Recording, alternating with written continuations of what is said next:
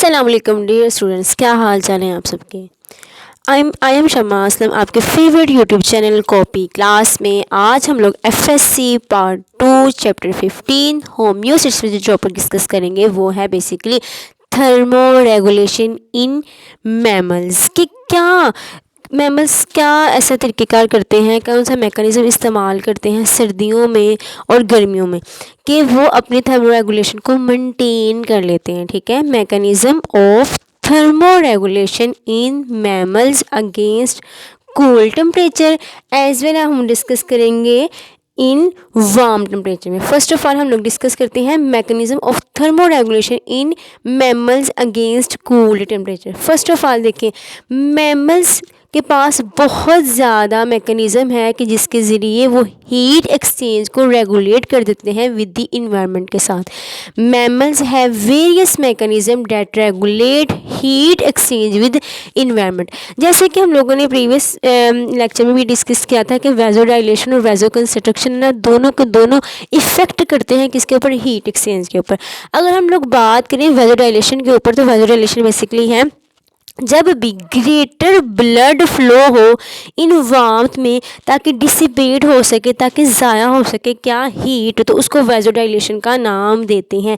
यानी कि गर्मियों के दिनों में जब बहुत ज़्यादा हीट होती है सराउंडिंग में तो जिस्म से क्या हो रहा है, ज़्यादा से ज़्यादा ग्रेटर ब्लड फ्लो हो रहा होता है इन वार्मथ डिसिपेट हीट के, ताकि मैक्सिमम हीट का क्या हो सके, लॉस हो सके। अगर हम बात करें किसकी, वैसोकंस्ट्रक्शन के बारे में, तो वो बिल्कुल वैसोडाइलेशन से बिल्कुल अपोजिट है। वैसोडाइलेशन में greater amount of heat blood flow था, जबकि वैसोकंस्ट्रक्शन में लोअर ब्लड फ्लो आता है इन कूल्ड, ताकि मिनिमाइज हो सके हीट लॉस का, किस ड्यूरेशन में, सर्दियों के ड्यूरेशन में। ठीक है, डिफरेंट एनिमल्स, डिफरेंट मैमल्स मुख्तलिफ तरह से मैकेनिज़्म इस्तेमाल करते हुए अपने हीट को रेगुलेट करते हैं, एक्सचेंज करते हैं किसके साथ, इन्वायरमेंट के साथ। ठीक है, vasodilation and vasoconstriction effect heat exchange and may contribute, participate करते हैं to regional temperature difference with an animal. ठीक है, ऑन अ कोल्ड, यानी कि जब ठंडा दिन होता है, यानी कि बहुत कम जो होता है इंसान एनिमल को हीट फील हो रही होती है, तो उस ड्यूरेशन में क्या होता है कि ह्यूमन का जो टेम्परेचर है मे बी सेवरल डिग्रीज लो होता है, किसमें, आर्म्स में और लेग्स वगैरह में। ठीक है, जब क्या होता है, कूल डे होता है। ठीक है, तो उस ड्यूरेशन में क्या होता है कि जो ह्यूमन का टेम्परेचर है, यानी कि सर्दियों के दिन में जो ह्यूमन का टेम्परेचर है वो बहुत कम डिग्री लो होता है। कहाँ कहाँ पे लो होता है, आर्म्स में और लेग्स में एज कम्पेयर इन दी ट्रंक में बेसिकली क्यों होता है, हालांकि वहाँ पे बहुत ज़्यादा वाइटल ऑर्गन्स, ग्लैंड सिचुएटेड होते हैं, वहाँ पे ऐसा हमें नहीं ऑब्जर्वेशन मिलती जैसा कि हमें लेग्स में और आर्म्स में मिलती है। ठीक है, इसका बेसिकली क्या है कि इन्होंने मतलब कि इन्होंने ऐसा मैकेनिज़्म इस्तेमाल किया हुआ है कि जिसकी वजह से जो बाकी जो जिस्म का टेम्परेचर है ना वो मेंटेन रहता है in cool day as compare to the trunk में। अब हम बात करें किसकी, बहुत ज़्यादा लैंड मैमल्स की, जो कि रिस्पोंड करे होते हैं कूल्ड को, यानी कि सर्दियों के मौसम को, विंटर सीजन को, बाय डिक्रीजिंग देयर फर्स, बाय डिक्रीजिंग मतलब कि कम करके, देयर फर अपनी फर को, दे आर ट्रैपिंग जो ढांपे हुए होते हैं किससे, thick layer of steel, air के हवा की थिक लेयर से ढांपे हुए होते हैं, and it act as a good insulator, और एक प्रोटेक्शन का काम करते हैं किन किन के दरमियान, एनिमल स्किन के दरमियान और उसकी सराउंडिंग के दरमियान। ठीक है, बहुत ज़्यादा जो लैंड मैमल्स हैं वो क्या करते हैं, रिस्पोंड करते हैं, अपना देमल शो करते हैं कूल डेज में, यानी कि सर्दियों के दिनों में, बाय डिक्रीजिंग देयर फर्स, अपनी फर्स को कम करके, जो कि किससे ट्रैप हुई हुई हैं, they are trapping the thick layer, बहुत बड़ी जो मोटी सी लेयर होती है किसकी, हवा की, जो एक्ट करती है किसके तौर पर, इंसुलेटर के तौर पर, एनिमल स्किन के दरमियान और उसकी सराउंडिंग के दरमियान। ना सिर्फ लैंड मैमल्स बल्कि अगर हम लोग बात करें किसकी, ह्यूमंस की, तो वो भी करती हैं, वो फैट के ऊपर रिले कर रही होती है, जो कि बिल्कुल इनकी जो स्किन है ना उसके नीचे फैट अवेलेबल होती है, जो कि एज ए इंसुलेटर काम करती है अगेंस्ट कूल्ड इन्वायरमेंट के, और प्रोटेक्शन देती है अपने जिस्म को कि वो उस माहौल में एग्जिस्ट कर सके। ठीक है, दोबारा रिपीट करेंगे इस चीज़ को, animal humans relay layer of fat की तय के ऊपर इनका इन्हिसार होते हैं, जो कि कहाँ पे अवेलेबल होती है, जस्ट बिनेथ द स्किन, जो स्किन के बिल्कुल नीचे होती है, एज ए इंसुलेटर, प्रोटेक्शन का काम करती है मटेरियल अगेंस्ट कोल्ड इन्वायरमेंट के। ठीक है, बिल्कुल इसी तरह जिस तरह इंसान करते हैं उस तरह बहुत ज़्यादा मेरीन मैमल्स भी कर रहे होते हैं, जैसे कि व्हील्स है, सील्स है। हालांकि ये इनहिबिट होते हैं, कहाँ इनका मस्कन होता है, ये कहाँ रह रहे होते हैं, बहुत ज़्यादा कूल्डर वाटर में, बहुत ठंडे पानी में ये रह रहे होते हैं, लेकिन फिर भी ये क्या कर रहे होते हैं, अपने बॉडी टेम्परेचर को मेंटेन किए हुए हैं। इनका जो then body temperature they have a thick layer, इनके पास क्या होती है, बहुत मोटी एक लेयर होती है, इनके ऊपर बहुत मोटी सी एक तय होती है, किसकी, इंसुलेटिंग फैट की, जिसको ब्लबर का नाम देते हैं, जो कहाँ पे मौजूद होती है, जस्ट अंडर द स्किन, जो बिल्कुल इनकी स्किन के नीचे होती है। हमने किसकी बात करें, हम मेरीन मैमल्स की बात करें, जिसमें हमने एग्जांपल दी व्हील्स की और सील्स की। ये भी कहाँ पे लोकेटेड होते हैं, ये बहुत ही ठंडे पानी में मौजूद होते हैं as compare to their body temperature. तो इन्होंने भी अपने बॉडी के टेम्परेचर को मेंटेन करने के लिए इनके पास क्या अवेलेबल होता है, इनके पास ब्लबर इंसुलेटिंग लेयर अवेलेबल होती है, जो कि क्या है, इंसुलेटिंग फैट का काम देती है, प्रोटेक्शन प्रोवाइड करती है, और ये कहाँ मौजूद होती है, स्किन के नीचे मौजूद होती है। ठीक है, ये भी अभी फिलहाल किसकी बात की, हमने बात की है mechanism of thermo regulation in mammals against cool temperature के। जो मैकेनिज्म मैमल्स कौन सा इस्तेमाल करते हैं कि वो कूल टेम्परेचर के अंदर सर्वाइवल कर सकें। तो इन शॉर्ट टर्म हम लोगों ने बात की कि मुख्तलिफ तरह के जो मैमल्स हैं वो मुख्तलिफ तरह के जो एक्सचेंज हीट एक्सचेंज मैकेनिज्म इस्तेमाल करते हुए खुद को रेगुलेट कर लेते हैं अपनी बॉडी टेम्परेचर को। ठीक है, वेजोडाइलेशन का भी अपना एक अलग से रोल है और वेजो कंस्ट्रक्शन का भी रोल है, किसमें, एक्सचेंज ऑफ हीट में, और उसको कंट्रीब्यूट कर रहे हैं कि एनिमल क्या कर सके, एग्जिस्ट कर सके उसमें।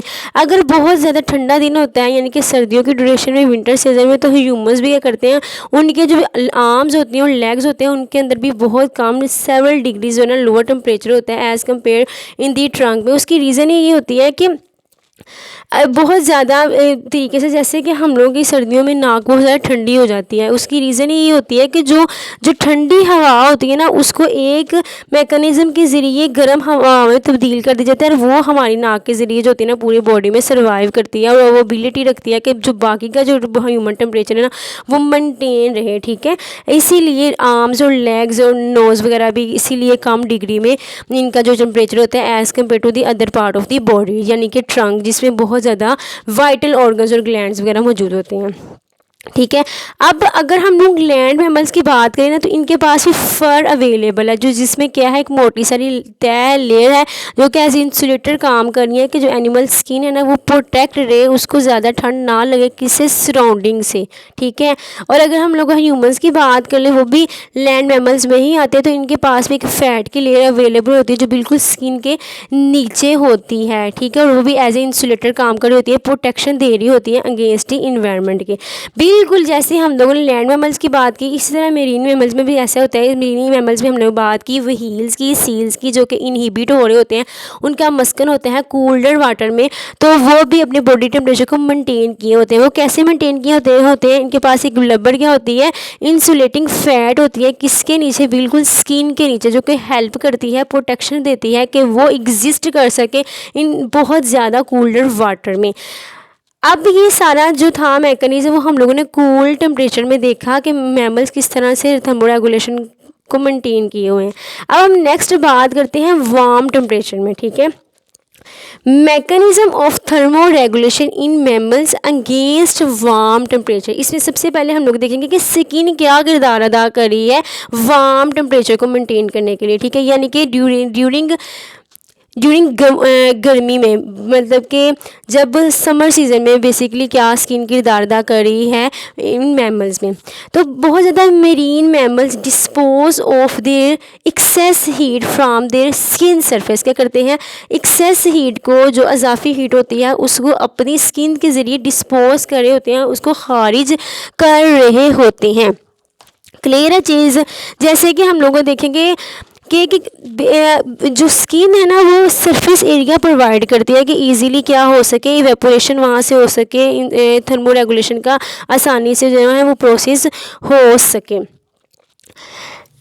इनके पास क्या अवेलेबल रहता है, स्किन के ऊपर बहुत ज़्यादा तादाद में ब्लड वेसल्स मौजूद होती हैं जो कि हेल्प करती हैं स्किन की कि वो अपने जो है ना इंटरनल टेम्परेचर को मेंटेन कर सकें, उसको कूलिंग प्रोवाइड कर सकें। ठीक है, marine mammals dispose of their excess heat into warm seas, मतलब कि जो गर्म पानी में समंदर में मौजूद होते हैं ना, उसमें वो अपनी एक्सेस जो हीट है ना उसको डिस्पोज कर देते हैं, उसको खारिज कर देते हैं। किसके ज़रिए?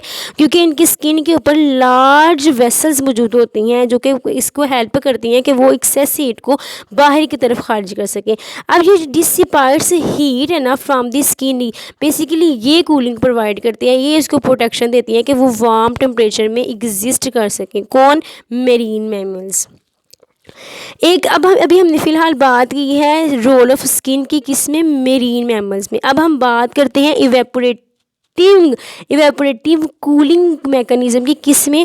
ट्रस्ट्रियल मैमल्स में। ठीक है, इवेपोरेटिंग कूलिंग, जब ट्रस्ट्रियल मैमल्स की बात करते हैं तो इनके अंदर भी इवेपोरेटिंग कूलिंग मैकेनिज्म होता है। ना सिर्फ इनके अंदर इवेपोरेटिंग कूलिंग मैकेनिज्म होता है, और बल्कि ये मैकेनिज्म किससे मेंटेन किया जाता है? बहुत ज़्यादा स्वेट ग्लैंड एक्टिविटी और इवेपोरेटिंग कूलिंग जो है ना, ये मेजर टेम्परेचर रिड्यूसिंग स्ट्रेटजीज हैं जो कि किस में पाई जाती हैं? ट्रस्ट्रियल मैमल्स में पाई जाती हैं। ठीक है, जब भी इवेपोरेशन होती है ना तो डेफिनेटली उसके नतीजे में कूलिंग होती है और जो हेल्प करती है वार्म टेम्परेचर में मैमल को एग्जिस्टेंस के लिए। क्लियर है ये चीज़? अभी हमने देखे हैं कि रोल देखे हैं स्किन का, रोल ऑफ स्किन एंड और इवेपोरेटिंग कूलिंग का ट्रस्ट्रियल मैमल्स में। अब नेक्स्ट बात करते हैं पेंटिंग की। अब पेंटिंग बेसिकली क्या है? इसमें इवेपोरेटिंग कूलिंग होती है, किसमें? रिस्पायरेटरी ट्रैक में क्या होती है? इवेपोरेटिंग कूलिंग होती है। ये क्या? इज दी अदर मैकेनिज्म है, ये दूसरा तरीकाकार है जो कि रिप्रेजेंट किया जाता है किसमें? डॉग्स में। किसमें रिप्रेजेंट किया जाता है? डॉग्स में। अब हम बात करते हैं कि पेंटिंग बेसिकली ये है मतलब कि डॉग का जो हाँफना है, कुत्ते का जो हाँफना है, यानी कि इन अदर वर्ड्स तेज़ी से सांस लेना ना, तो इस मैकेनिज्म को पेंटिंग का नाम दे दिया जाता है। इवेपोरेटिंग कूलिंग होती है किसमें? रिस्पायरेटरी ट्रैक में। बिल्कुल सेम अदर मैकेनिज्म है जो कि रिप्रेजेंटेड किया जाता है, जो कि हमें निशानदेही होती है किसमें? डॉग्स में। ठीक है, अब हम बात करते हैं किसकी? चौथा हम लोग पढ़ने लगे हैं इसका टेम्परेचर का इफेक्ट। बैट्स जिनकी चमगादड़ वगैरह क्या इस्तेमाल करती हैं? वो सलाइवा इस्तेमाल करती हैं, और ना सिर्फ सलाइवा इस्तेमाल करती हैं बल्कि यूरिन भी का भी इस्तेमाल करती हैं ताकि वो इन्हेंस कर सके, किसको इन्हेंस करके? इवेपोरेटिंग कूलिंग मैकेनिज्म को इन्हेंस कर सके और अपने टेम्परेचर को मेंटेन कर सके। किस में? वार्म टेम्परेचर में। बहुत ज़्यादा शदीद की गर्मी में भी बैट्स जो है ना वो सर्वाइवल कर रही होती हैं। ये आज हमने पढ़ा था थर्मो रेगुलेशन मैमल्स के। बेसिकली मैमल्स कैसे अपने टेम्परेचर को रेगुलेट करते हैं कूल टेम्परेचर में भी और वार्म टेम्परेचर में भी, जो कि कहाँ पे मौजूद होता है? एक्सटर्नल इन्वायरमेंट, यानी कि outside of the body of the mammals. और स्किन, रोल ऑफ स्किन देखा है, इवेपोरेटिंग कूलिंग हमने देखा, हमने पेंटिंग का मैकेनिज्म देखा, हमने कुछ बैट्स की बात की कि वो बेसिकली कैसा प्रोसेस, ना सिर्फ बैट बल्कि बहुत ज़्यादा जो दूसरे भी इस तरह के मैमल्स हैं वो भी मैकेनिज्म को इस्तेमाल करते हैं कि वो इवेपोरेटिंग कूलिंग कर सकें ड्यूरिंग वार्म टेम्परेचर में, खुद के टेम्परेचर को मेंटेन कर सकें। अब इन शार्ट अगर तो हमारी वीडियो अच्छी लगी हो तो लाइक ज़रूर कीजिएगा। ठीक है, सब्सक्राइब कीजिए माय चैनल, बेल आइकन को दबाना मत भूलिएगा। अपना ख्याल रखिएगा, मिलते हैं नेक्स्ट वीडियो में। अल्लाह हाफिज़।